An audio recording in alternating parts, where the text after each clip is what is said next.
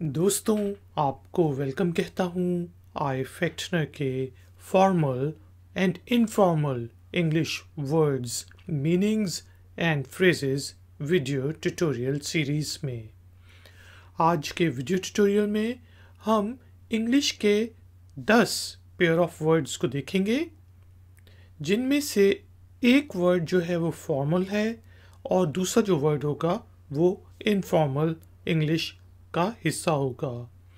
तो शुरू करते हैं जी अपना आज का वीडियो ट्यूटोरियल और सीखते हैं मीनिंग्स और बनाते हैं कुछ sentences. Like, share, subscribe. iFactner. तो दोस्तों, आज का जो हमारे पास पहला पेयर ऑफ वर्ड्स हैं उनमें है रिलैक्स्ड और लेड बैक। रिलैक्स्ड और लेड बैक दोनों का मीनिंग होता है जी आराम, आराम वाला, आराम करना। लेकिन रिलैक्स्ड जो है हम आमतौर पे फॉर्मल इंग्लिश वर्ड के तौर पे यूज़ करते हैं, और लेड बैक जो है वो अगर आप स्ट्रीट में दोस्तों के साथ बात कर रहे हों तब आप यूज़ करते हैं।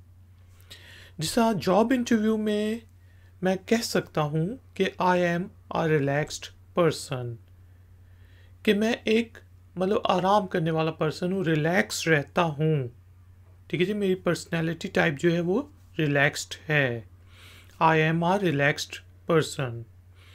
लेकिन अगर हम दोस्त आपस में बात कर रहे हैं तो मैं कहूँगा he has a laid back personality, कि उसकी जो पर्सनैलिटी टाइप है वो आराम करने वाली है। He has a laid back personality. तो दोस्तों, हमने देखा रिलैक्स्ड और लेड बैक दोनों का मीनिंग जी होता है आराम, आराम वाला।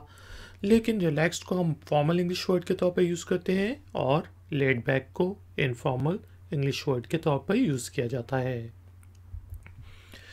अगली जो हमारे पास एग्जाम्पल है वो है टेक ऑफ और रिमूव। टेक ऑफ और रिमूव दोनों का मीनिंग होता है हटाना, उतारना।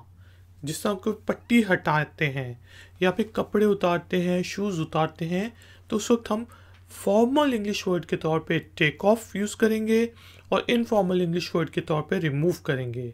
अगर आप डॉक्टर के पास जाएंगे तो डॉक्टर आपको कह सकता है कि टेक ऑफ योर क्लोथ्स। लेकिन लेट्स सपोज अगर मैं कहीं और बैठा हूँ तो कोई मुझे कह सकता है कि remove your glasses, remove your shoes, कालीन पे ना आओ, इस तरह। यहाँ पे जो हमारे पास एग्जाम्पल सेंटेंसेस हैं वो है टेक ऑफ योर शूज़, अपने जूते उतारें। अगर आप लेट सपोज किसी ऐसी जगह जा रहे हैं जहाँ पे जूते पहनना मना है तो वो कह सकते हैं take off your shoes sir. और अगर हम वैसे बैठे हुए आप कहते हैं यार मुझे कुछ नज़र नहीं आ रहा यार, मैं कहूँगा टेक ऑफ या रिमूव योर ग्लासेस, कि अपने ग्लासेस को रिमूव करो, ग्लासेस को हटाओ, ग्लासेस को उतारो, ऐनक को उतारो।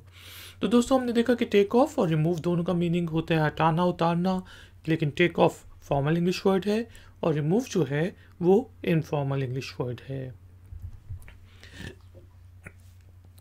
नेक्स्ट जो हमारे पास एग्जाम्पल है वो है अट्रैक्टिव एंड गुड लुकिंग।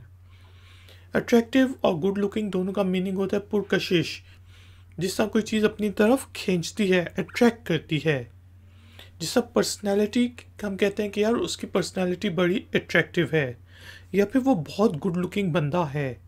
ठीक है, लेकिन अट्रैक्टिव जो है वो फॉर्मल हम यूज़ करते हैं, फॉर्मल इंग्लिश वर्ड के तौर पे, और गुड लुकिंग जो है वो इनफॉर्मल इंग्लिश वर्ड के तौर पे यूज़ किया जाता है। जैसा कि हमारे पास है he has an attractive personality. हम किसी जॉब इंटरव्यू के बाद किसी कैंडिडेट के बारे में बात कर रहे हैं तो मैं कहता हूँ कि उसकी जो पर्सनैलिटी है वो बहुत अट्रैक्टिव है, अपनी तरफ खींचती है, बड़ा सूट बूट पहन के आया हुआ था। He has an attractive personality. लेकिन अगर हम किसी और के बारे में बात कर रहे हैं स्ट्रीट में दोस्तों के साथ तो मैं कहूँगा he is a good looking man, कि वो एक अच्छा गुड लुकिंग मैन है, उसकी यानी कि स्मार्ट बंदा है। तो अट्रैक्टिव और गुड लुकिंग को यहाँ पे हमने स्मार्टनेस के लिए यूज़ किया है, लेकिन अट्रैक्टिव फॉर्मल इंग्लिश वर्ड के तौर पे यूज़ होता है और good looking informal English word के तौर पर यूज़ होता है। अगली एग्जांपल हमारे पास है जी बेनिफिशियल और गुड फॉर। दोनों का मीनिंग होता है फ़ायदेमंद, जो चीज़ फ़ायदा पहुंचाती है, बेनिफिट पहुंचाती है। मैं कोई प्लान कंपनी को देता हूँ और मैं कहता हूँ it's beneficial for our company, कि ये कंपनी हमारी कंपनी के लिए फ़ायदेमंद है। ये प्लान या ये बंदा कोई भी हो सकता है, he is beneficial for our company. ठीक है। Marketing is beneficial for us. Marketing जो है हमारी कंपनी के लिए बेनिफिशियल है। लेकिन हम दो दोस्त हैं, हमारा ब्रेकअप हो रहा है, बॉयफ्रेंड गर्लफ्रेंड का, तो ब्रेकअप करते हुए लोग आमतौर पे यही कहते हैं it's good for both of us, कि हम इसको यहीं पे ख़त्म कर दें, कि ये हम दोनों के लिए बेहतर है, फ़ायदेमंद है। तो दोस्तों हमने देखा कि बेनिफिशियल और गुड फॉर दोनों का मीनिंग होता है जी फ़ायदेमंद, लेकिन बेनिफिशियल जो है वो फॉर्मल इंग्लिश वर्ड के तौर पे यूज़ होता है, और गुड फॉर जो है वो इनफॉर्मल इंग्लिश वर्ड के तौर पे यूज़ होता है। अगली जो हमारे पास पेयर ऑफ वर्ड्स हैं वो है जी बाय मीन्स ऑफ और बाय। दोनों का मीनिंग होता है से। तुम यहाँ पर कैसे आए? मैं गाड़ी से आया। हम लोग इस मीटिंग में अपनी कंपनी कार पे आए हैं, तो फिर वहाँ जब कंपनी कार और फॉर्मल यूज़ करने तो बाय मीन्स ऑफ होगा, लेकिन दोस्त बात करें तो सिर्फ बाय होगा। जैसे कि हमारे पास यहाँ पे एग्जांपल्स हैं, we will go to the meeting by means of public transport. We will go to the meeting by means of public transport, कि हम मीटिंग में पब्लिक ट्रांसपोर्ट के ज़रिए जाएंगे, पब्लिक ट्रांसपोर्ट से जाएंगे। लेकिन अगर मैं दोस्तों को कह रहा हूँ तो मैं कह सकता हूँ I will go there by bus, कि मैं वहाँ पर बस से जाऊँगा। तो हमने देखा बाय मीन्स ऑफ और बाय दोनों का मीनिंग होता है से, के ज़रिए से, लेकिन bye means of formal English में यूज़ होता है और बाय आमतौर पे हम इनफॉर्मल यूज़ करते हैं। नेक्स्ट पेयर ऑफ वर्ड्स दोस्तों हमारे पास हैं जी कॉज और लीड टू। कॉज और लीड टू दोनों का मीनिंग है जी कारण, वजह। ठीक है जी। लेकिन कॉज जो है ज़्यादातर हम फॉर्मल इंग्लिश वर्ड के तौर पर यूज़ करते हैं और lead to informal English word के तौर पर यूज़ होता है। जिस तरह हम कहते हैं स्मोकिंग कॉजेज कैंसर, कि स्मोकिंग से कैंसर होता है। लेकिन कई दफ़ा हम ऐसे भी कहते हैं smoking leads to cancer, smoking cancer की तरफ ले जाता है। लेकिन जब हम कॉजेज़ का वर्ड यूज़ करते हैं तो आप देखेंगे कि जो न्यूज़पेपर हैं या फिर जो फॉर्मल रिपोर्ट्स होती हैं उसमें कॉज लिखा होता है, स्मोकिंग कॉजेज कैंसर। लेकिन आमतौर पे जब हम बात करते हैं तो हम लीड्स टू यूज़ करते हैं, स्मोकिंग लीड्स टू कैंसर। तो कॉज और लीड टू दोनों का मीनिंग होता है जी कारण, वजह, लेकिन कॉज फॉर्मल इंग्लिश वर्ड है और लीड टू जो है वो इनफॉर्मल इंग्लिश वर्ड है। नेक्स्ट हमारे पास एग्जाम्पल है जी एग्जिट और गेट आउट ऑफ। दोनों का मीनिंग होता है बाहर निकलना। अब जैसा हम सिनेमा में बैठे हैं तो ऐलान होता है कि you can exit from door number 3, कि आप लोग डोर नंबर 3 से बाहर निकल सकते हैं, बाहर जाएं। You can exit from door number 3, क्योंकि फॉर्मल क्लाइंट और जो सर्विस प्रोवाइडर है उसका रिलेशनशिप है, तो उनने एग्जिट का वर्ड यूज़ किया क्योंकि फॉर्मल है रिलेशनशिप, तो फॉर्मल इंग्लिश यूज़ करेंगे। इसी तरह हम कह सकते हैं, मैं कहता हूँ यार you should get out of here, या तुम्हें यहाँ से निकल जाना चाहिए। अपने दोस्त को कहता हूँ you should get out of here. ठीक है जी, कि तुम्हें यहाँ से निकल जाना चाहिए। तो हमने देखा एग्जिट और गेट आउट ऑफ दोनों का मीनिंग होता है जी बाहर निकलना, लेकिन एग्जिट जो है वो फॉर्मल इंग्लिश वर्ड है और गेट आउट ऑफ इनफॉर्मली हम यूज़ करते हैं। नेक्स्ट हमारे पास दोस्तों एग्जाम्पल है जी डिमाइज और डेथ। डिमाइज और डेथ यहाँ पे दोनों का मीनिंग ये है मौत, मरना। कोई मर जाए तो उसे हम कहते हैं उसकी सैड डिमाइज या फिर डेथ। जिस तरह मैं अपने किसी कोलीग को कहता हूँ जिसके साथ मेरी इतनी अच्छी दोस्ती नहीं है कि यार I am sorry for the sad demise of your friends father, कि मुझे आपके दोस्त के पिता के मरने का अफसोस है। I am sorry for the sad demise of your friends father. लेकिन अगर हम दोस्त बैठे हुए हैं आपस में और किसी के मरने की बात हो रही है तो मैं कहूँगा I am sorry for the death of his uncle, कि उसके अंकल की डेथ का मुझे अफसोस है, I am sorry for the death of his uncle.